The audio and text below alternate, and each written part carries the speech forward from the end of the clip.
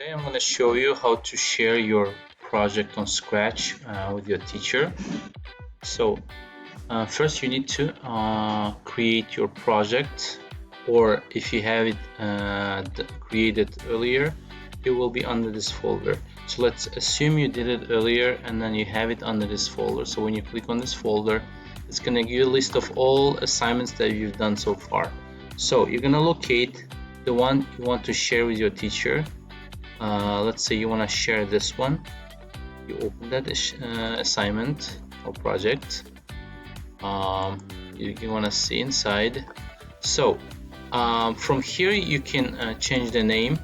So this is the name of your project, and to share it with your teacher you need to click on shared. Mine is being shared already. So when you click on shared, it's going to take you to this page. On this page you're going to see add to studio. So you're going to click on add to studio. You will locate the studio you want to save it in, and for example let's say I want to save it under this studio, 6C studio. You're going to put on plus sign. You see check, means it's been saved. Now your teacher will be able to see your project under that studio. The second way how to share your project, put your project in the studio, is again going to the folder section and then find the assignment that you want to do.